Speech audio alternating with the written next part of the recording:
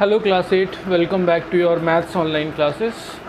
Today we are going to begin exercise 8F of your maths book, and this exercise is based on GST, Goods and Services Tax. In previous exercise in AT we solved some question based on tax, but here we will be doing question based on GST. Okay, so why this GST and what this GST means? Okay, so basically GST stands for Goods and Services Tax, and it is a type of indirect tax. GST is an indirect tax. Okay, so what does this indirect tax means? Tax are of two types, direct tax and indirect tax. And indirect tax means the tax imposed by the government on the goods and the services by you. ठीक है, जो भी हम goods and services market से ख़रीदते हैं उन पे लगने वाले टैक्स को हम क्या कहते हैं? Indirect tax. ठीक है, वो हमें दिखाई नहीं देता मगर उस प्रोडक्ट के साथ वो टैक्स पहले से एडेड होता है, इसलिए हम उसको कहते हैं इनडायरेक्ट टैक्स. जैसे हम मार्केट से कोई अगर पेन भी लेने जाते हैं तो suppose it cost 25 rupees, but इस 25 रुपीज़ के अंदर एक टैक्स सरकार की तरफ से पहले से एडेड होता है, तो इस वजह से हम उसे क्या कहते हैं? Indirect tax. वो हमें दिखाई नहीं देता मगर होता है. ठीक है, so GST is a type of indirect tax. And what was the motto of indirect tax? ये मोदी सरकार ने स्टार्ट किया था in 2016. If I am not wrong, it started from 1 जुलाई 2017. 1 जुलाई 2017 से हमारे देश में ये लागू हुआ था. And the motto of the GST was one nation one tax. The motto of the GST was one nation one tax. एक देश के लिए एक टैक्स. ठीक है, इससे पहले क्या था? In our country we have lots of taxes like VAT. हमारे वैट लगता था, value added tax, service tax, and many types of tax, duties tax, and all these tax were imposed on our product, imposed on services by us. तो अब ये differ करती थी. UP में मालूम पड़ा वैट अलग है, पंजाब में अलग है और MP में अलग है. तो सरकार ने क्या किया? पूरे कंट्री के लिए एक यूनिफॉर्मिटी ला दी कि हर स्टेट में एक तरह का, एक प्रोडक्ट पे एक तरह का ही टैक्स लगाया जाएगा. ठीक है, और उस टैक्स को उन्होंने नाम दिया GST, goods and services tax. अब जितने भी तरह के इनडायरेक्ट टैक्स थे, वैट एंड एक्सेट्रा, वो सबको ख़त्म करके एक टैक्स कर दिया गया. That is called as GST. ठीक है, आई होप आपको समझ में आया होगा कि GST होता क्या है. ठीक है, अब GST के अंदर और क्या होता है? GST comprises of 3 type of taxes. ठीक है, अब GST के अंदर भी बेसिकली 3 टाइप ऑफ टैक्सेस आते हैं. Okay, so we will look at them. GST comprises of, the first one is CGST, and second is SCGST, and third is IGST. Okay, CGST means Central GST, Central Goods and Services Tax. Second is State GST, State Goods and Services Tax, and third one is Integrated GST, Integrated Goods and Services Tax. अब इन तीनों में difference क्या है basically? ठीक है, so this CGST is collected by central government. ठीक है, केंद्र में जो सरकार बैठती है, this CGST collected by and imposed by central government on the movement of, we can say on the intrastate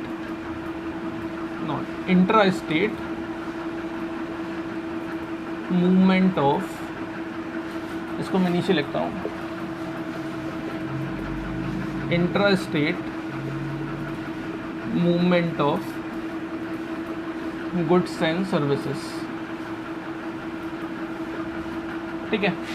central GST is basically collected by और impose by intra state movement of goods and services. अब intra state का मतलब क्या होता है? Intra state means within a state, we can say within a state, ठीक है, within a state. Suppose कोई प्रोडक्ट यूपी के अंदर ही बन रहा है और यूपी के अंदर ही बेचा जा रहा है, तो वो क्या कहलाएगा? Intra state. उस पर जो टैक्स लगने वाला है वो इंट्रा स्टेट टैक्स लगने वाला है। सपोज कोई प्रोडक्ट यूपी से बना और यूपी के बाहर बेचा जा रहा है, पंजाब में, उत्तरांचल में, तो वो क्या हो जाएगा? इंटर स्टेट, ठीक है। सेकेंड टर्म आती है inter state. Inter state movement of goods and services, okay, and this interstate means supply from one state to other state.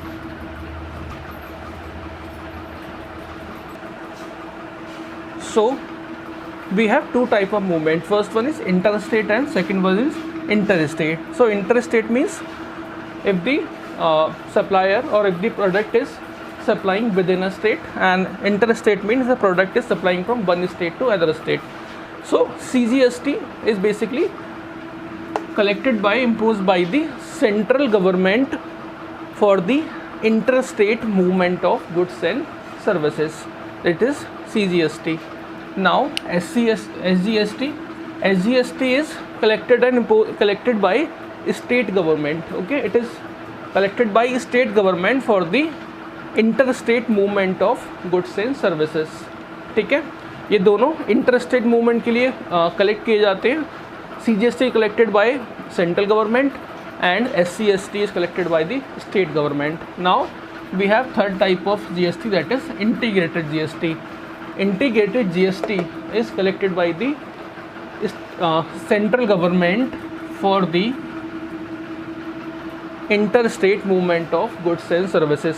अगर स्टेट से बाहर आप कोई प्रोडक्ट को सप्लाई कर रहे हैं तब जो उस पर लगने वाला टैक्स होता है, that is IGST, integrated GST, and that is collected by central government, ठीक है। केंद्र सरकार उसको कलेक्ट करती है। So we have these three type of GST, CGST, central GST, ठीक है, कौन कलेक्ट करता है? Central government on interstate movement, SGST collected by state government on intrastate movement, and last one is IGST, integrated GST, collected by central government for the interstate movement of goods and services, ठीक है। अब थोड़ी सी बात और है, उसको देख लेते हैं।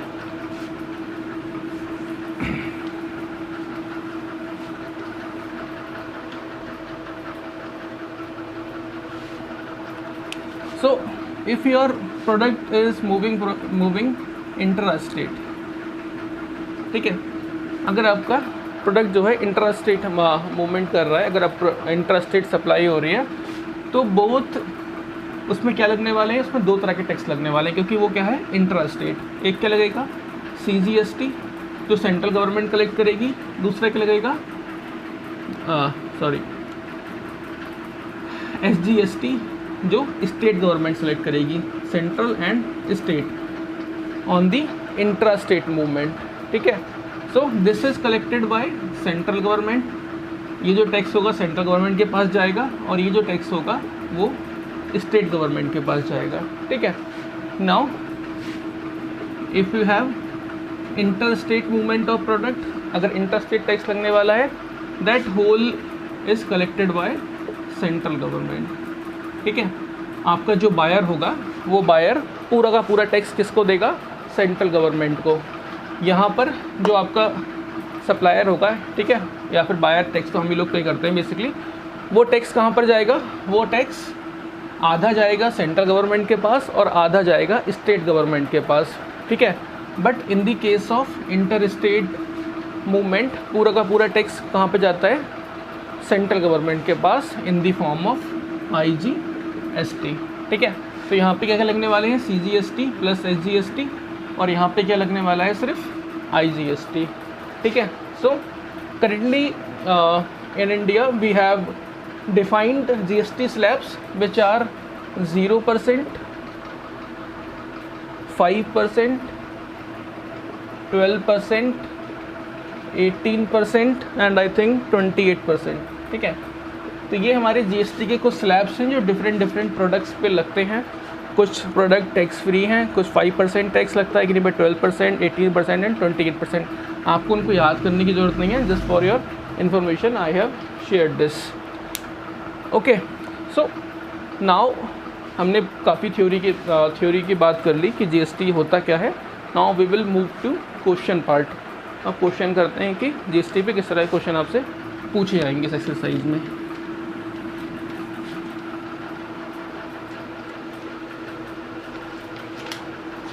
So my question number 1 is of exposed.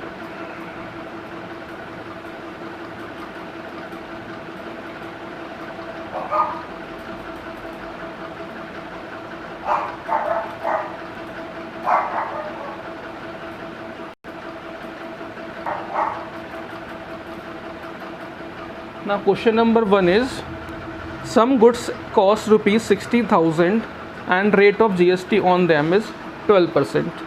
ठीक है। So question number 1 is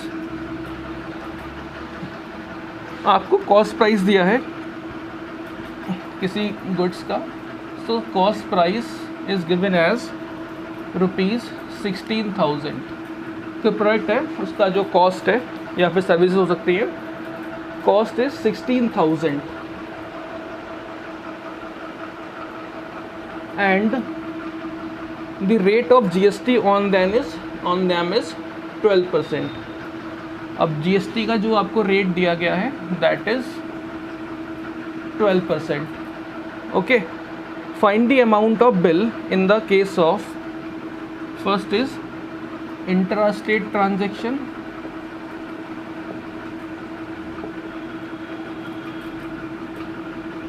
and second one is interstate transaction. Okay, so very simple question. So you need to tell the total bill in the case of intrastate transaction and interstate transaction. So we will solve first part when my transaction is intrastate. Okay, so as I already told you that जब आपका intrastate transaction होता है तो आपके पास कौन कौन से tax लगते हैं। First one is SCST that is state GST and CGST that is central GST। ठीक है, ये दोनों तरह के टैक्स आपके पास अप्लाई होंगे और ये जो 12% आपका टैक्स है ये दोनों 50-50 आपस में डिवाइड हो जाता है। तो 6% उस पर लगेगा SGST और 6% ही उस पर लगेगा क्या, CGST। तो ठीक है, अब निकाल लेते हैं बस। सो बिलिंग अमाउंट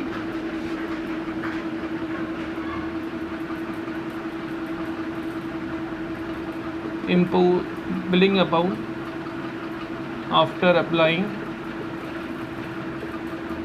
SGST कितना हो जाएगा, 16,000 का 6%। ठीक है, 16,000 का 6% लगने वाला है उस पर, तो कितना हो जाएगा बेसिकली अगर हम डायरेक्टली बात करें तो नाउ 0 6 6 36 एंड 6 1 6 960 रुपीज़ टैक्स हुआ बेसिकली। ये बिलिंग नहीं हुआ, टैक्स अमाउंट हुआ 960 रुपीज़ उस पर टैक्स लगा। अब बिलिंग अमाउंट क्या हो जाएगा, इस टैक्स को मैं ऐड कर दूंगा। Billing amount after SGST that is 16,000 plus 960,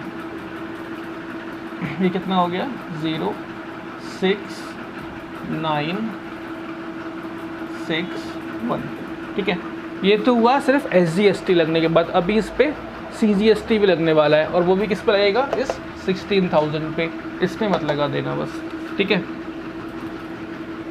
tax amount, या फिर पहले, हाँ ठीक है, tax amount after applying CGST, वो भी कितना होगा, सेम 6%। ये भी कितना हो जाएगा, 960, ठीक है। अब ये टैक्स भी किस में ऐड कर दूंगा मैं, इसी में। तो टोटल बिलिंग अमाउंट कितना हो जाएगा, total billing amount that will be 6,960 plus 960 rupees, 066 plus 12, 9,918 plus 1 is 1971. So 17,920 rupees he have to pay in the case of intra-state transaction, ठीक है। कैसे किया दोबारा देख लेते हैं। इंट्रा-स्टेट GST है, तो आपका जो टैक्स है वो हाफ अब डिवाइड होगा, half will be SGST and half will be CGST। मैंने कैलकुलेट किया, कितना आया, 6%, 960, और 960 मैंने दो बार अपने बिलिंग अमाउंट में 16,000 में जोड़ दिया। So my final answer is 17,920। Now second part देखते हैं।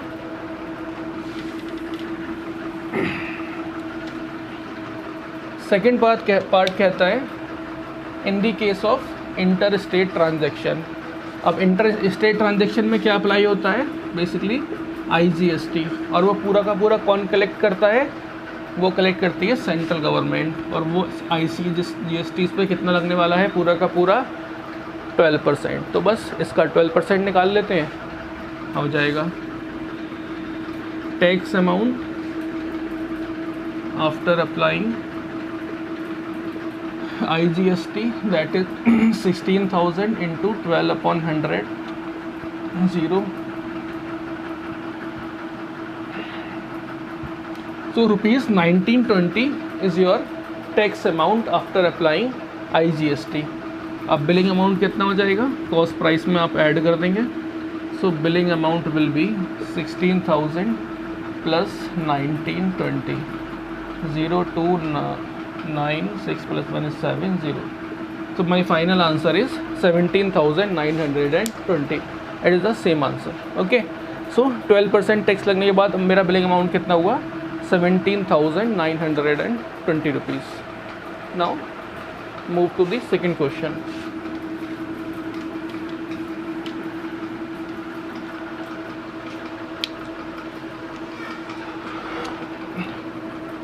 Question number 2 says John belongs to Delhi. John एक person है and he belongs to Delhi. He buys goods worth rupees 25,000 from a shop in Delhi. If the rate of GST is 5%, find how much money in all the John pay for these goods. अब John Delhi में रहता है, अब दिल्ली से ही सामान खरीदता है और रेट ऑफ टैक्स दे रखा है, तो बताना है कितना उसको पे करना पड़ेगा। सिंपल सा सवाल है। मूवमेंट मेरा कैसा हो रहा है, मेरा सामान दिल्ली का है, दिल्ली में खरीद रहा हूँ, तो मेरे पास तो सिर्फ अपनी स्टेट की GST लगने वाली है, ठीक है। So cost of goods is rupees 25,000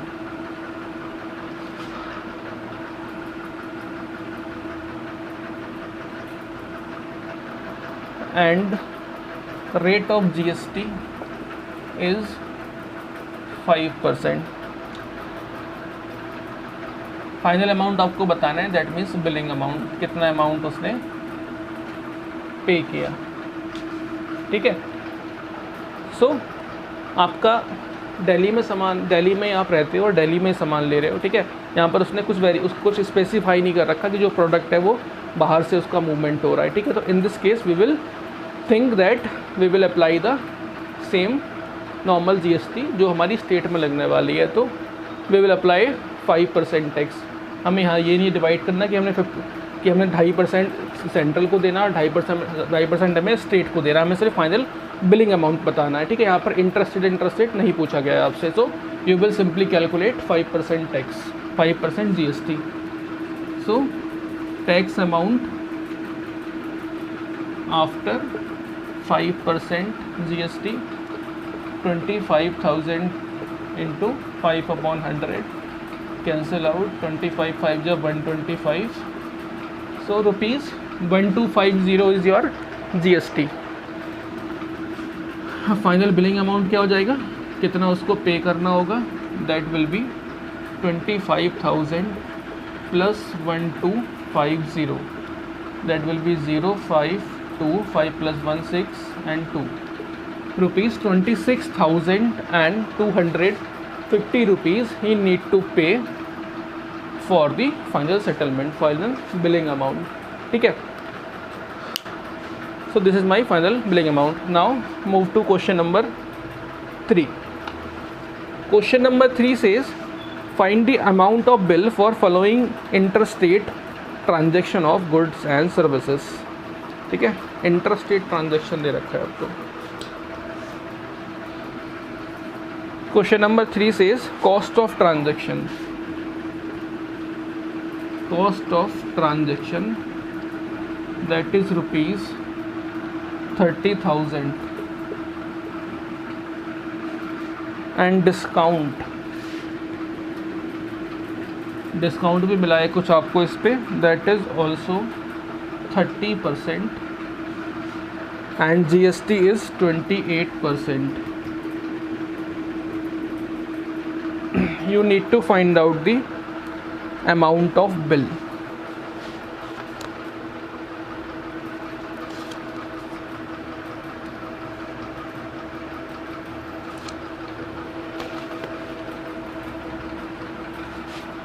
so cost of transaction, discount and GST। तो मैंने कोई प्रोडक्ट सपोज़ खरीदा, उस पर मुझे डिस्काउंट मिला, तो पहले मैं वो डिस्काउंट निकालूंगा, कितने का डिस्काउंट मिला मुझे। सो अमाउंट ऑफ डिस्काउंट कितना मिला मुझे, 30,000 का 30%। ठीक है, इतने का मुझे डिस्काउंट मिल गया, ये गया कितना हो गया, 3 3 = 9, तो 9,000 रुपये पहले मुझे डिस्काउंट मिला, तो वो मैं किस में से माइनस कर दूंगा, अपनी कॉस्ट ऑफ ट्रांजैक्शन में से। ठीक है, सो रिड्यूस कॉस्ट कितनी हो गई मेरी after discount, reduce cost after discount will be 30,000 minus 9,000 that will be 21,000। Okay, cost में से मैंने डिस्काउंट को माइनस कर दिया। नाउ अब जो मेरा GST किस पे लगेगा, this will be apply on my discounted price. Now amount of tax after applying GST that will be 21,000 का 28%। ठीक है, now do the calculation, cancel out that will be 210 multiply by 28। Now 28 21 2 8 = 16 2 2 4 + 1 5 8 6 + 2 8 5 it will be 5880। So tax का amount कितना आया, 5880। अब आपको बताना है फाइनल बिल बता दीजिए, ये बताना है ना। Question number 3 find the amount of bill. Okay, so billing amount कितना हो जाएगा, बिलिंग अमाउंट कितना हो जाएगा, 21,000 plus 5880 0885 + 1 6 2 + 1 so ₹26,880 is the final billing amount. ठीक है, इस क्वेश्चन को आप इस तरह समझ सकते हैं कि आप सपोज आप शॉपिंग करने गए मार्केट में और आपने जाते ही मॉल में देखा कि 30% ऑफ चल रहा है, 30% सीज़न ऑफ, तो जो आपकी आपका जो प्राइस टैग था आपकी प्रोडक्ट का, सपोज दैट वाज 30,000 रुपीज़, आपका जो प्राइस था उसका टैग प्राइस था 30,000 रुपीज़ था, और जो शॉप में टैक्स चल रहा था, डिस्काउंट चल रहा था, छूट चल रही थी, वो थी 30%, ठीक है 30%। तो क्या करेगा, पहले आपको 30% का डिस्काउंट देगा उस पर, तो आपका अमाउंट कितना बचा 21,000। अब उस पर वो क्या लगाएगा, GST लगाएगा। वो कितनी है 28%, वो मैंने निकाल ली और बिलिंग अमाउंट में ऐड कर दी। आपको कितने रुपये पे करने पड़ेंगे finally, 26,880 rupees you need to pay to the shopkeeper. Okay, so this is it for today. काफ़ी लंबी क्लास हो गई आज की। In our next class we will solve the remaining question based on GST। Till then take care.